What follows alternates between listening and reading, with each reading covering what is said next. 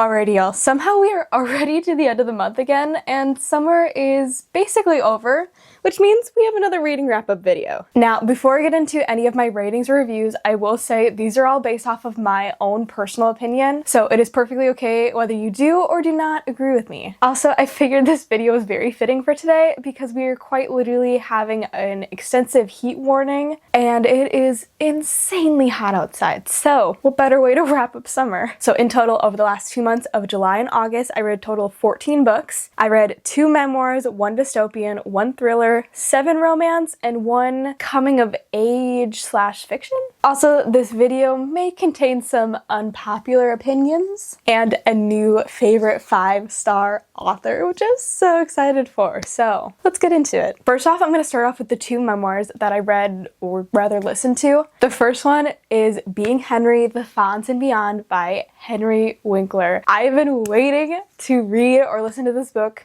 for so long, and it finally came in. This book was so good. I've listened to a lot of really good memoirs written by actors or actresses. This one is probably up there in my favorites, and especially hearing about all the struggles that he went through throughout his childhood and his adult years, and the fact that he was still able to write and read this book, like he was the narrator for the audiobook, is incredible. Like, kudos to him for going through all that he did and being able to do this. Like, that's insane. The way that he narrated this book was like he was talking to me like I was his friend. And I won't say much about it, but I think it was in like chapter 3 or 4, there was a little dual point of view narration that happened throughout the book. It was so cute. Like, oh, I loved how he threw that in there. It was so cute. I also forgot to mention that I don't rate any memoirs just because I feel that is their story, so I don't feel I should put a rating on it. And then the second memoir that I listened to was Scrappy Little Nobody by Anna Kendrick. And I watched quite a few of her movies, so when I found out that she had a memoir, I was very interested. And honestly, as I was listening to some of the parts of the book, I relate to her a lot. Not in the whole like acting part, but in certain ways with her, like in elementary school and always being like one of the shortest girls in her grade and always being known for that. That is completely me, and I related to so many of those lines. Also, this woman is a complete firecracker. She is absolutely hilarious. Like, not only in her acting career, but also just her personality. She's so funny. I really do try to read like a memoir every month just because I love hearing people's stories, and especially like me loving film the way that I do. I love hearing about actor and actresses' life stories and how they got to the place that they are and the struggles they went through and little things like that. So again, highly recommend. No rating, but I really enjoyed her book. And then the next book is a little bit of a oddball book. I feel like this is one that a lot of people read when they were younger. So I finally read the book that's been on my TBR the longest, which is Divergent by Veronica Roth. Now, I will say I was intimidated by this book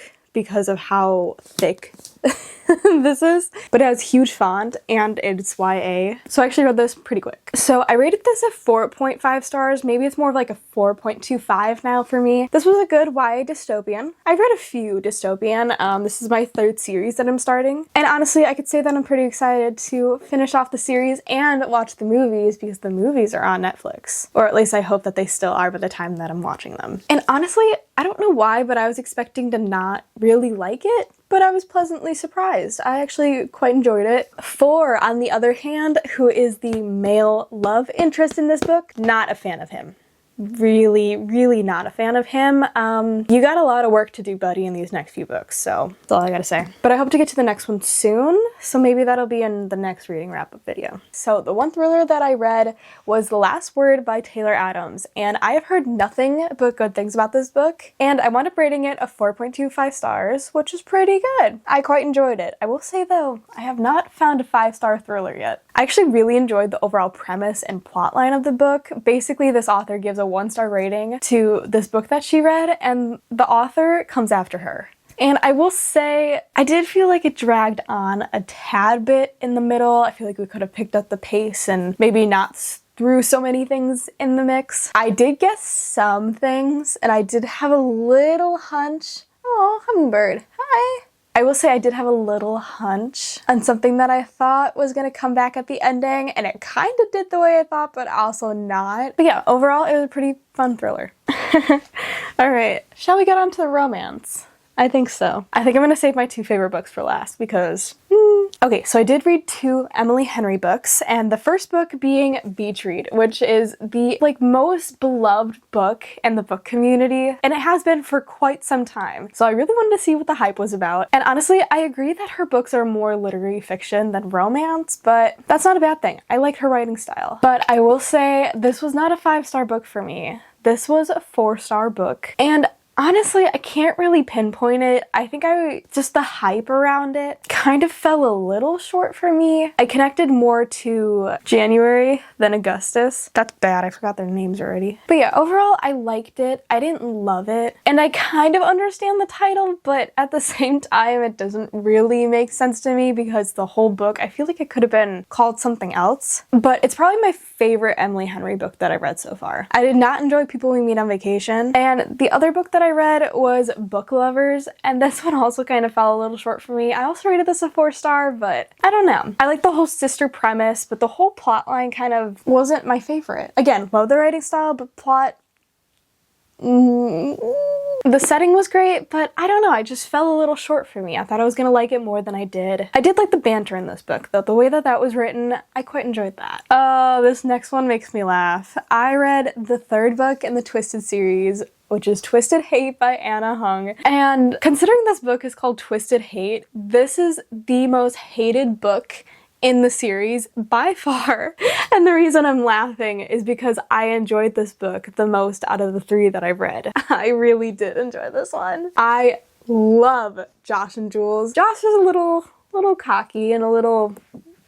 I want to bang this book in his head sometimes. But, you know, I thought this book was so cute, so funny. I loved it so much. I think the reason why I enjoyed it so much was because it's the best friend's brother trope. And that really does it in for me. Every time, I don't know why, it was so good. I did have the audiobook, but even considering how thick this book was, I finished this in like 24 hours. This one's a 4.25 stars. I really like this one. Woo! This next one is also another beloved book, which is Love and Other Words by Christina Lauren. This is my 2nd book by them, and I love Elliot. I love the childhood friends to lovers trope. Oh my god, was it so cute. I also do love a good now and then timeline, which this book had. The setting was perfect. Their characters were perfect. The writing style was amazing. And just their innocent love was so cute. However, with all that being said, the ending of this book is very controversial, which made my heart so sad because literally the first like 3/4 of it was like my new favorite book. And then we got to the ending.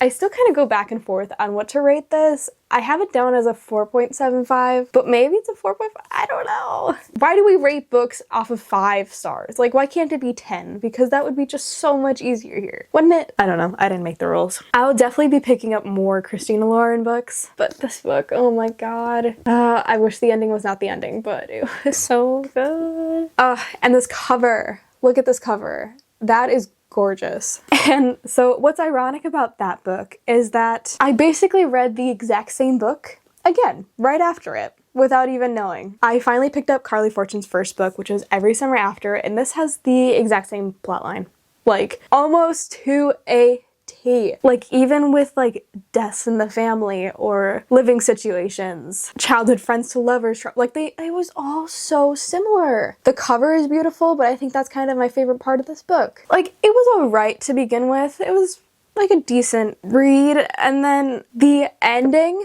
when I read a certain line, which if you read this book, you know what I mean, my jaw dropped, and not in a good way. I was like, what the actual did I just read? Definitely enjoy her other 2 books way more than this one. I rated it a 3-star. That's probably a little generous, if I'm being honest. And then these next 2 books, I found a new favorite author, and that is none other than Abby Jimenez. Yes, so I knew that this was part of an interconnected series, but I just thought this book was so, like, look at this cover, like, hello, how could I not read it in summer? Can you even see how many tabs I have in this book? I don't even, let's just say I ran out of both pink and blue tabs, okay?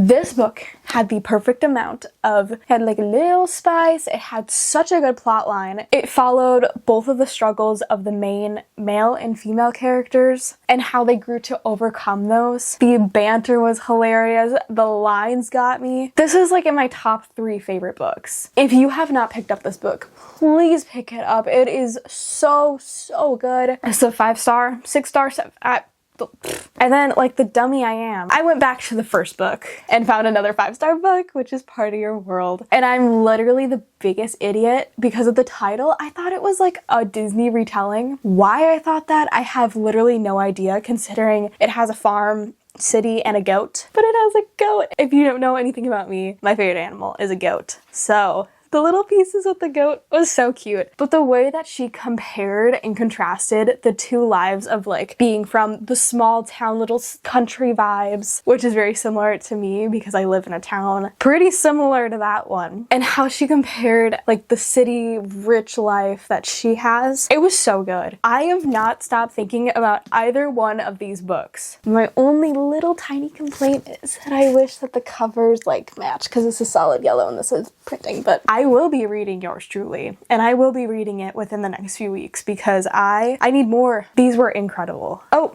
I lied. I have one more book actually. This one I listened to, and this one was Mary Jane by Jessica Anya Blau, is I think how you pronounce her name. This one I rated 3.5 stars. It wasn't my absolute favorite, but it was a cute little coming of age book. I thought it really told the story of a 14-year-old girl living in Baltimore in like the 1970s, and just how she grew up her entire life knowing one way of how to live life. Like, you always listen to your parents, you're gonna be a housewife, you go to church, and that's about it. But then she goes to babysit for this family, and she is introduced to a completely flip-flop style of living, which I thought was like so interesting. It was such an interesting concept to me. I also really loved the character growth that happened throughout this book. It wasn't my absolute favorite. I thought some of the things that were put into the book were a little out there, but it was also a really good summer read. So that is all of the books that I read in the months of July and August. I will say, with the school year coming up, I will definitely be utilizing more audiobooks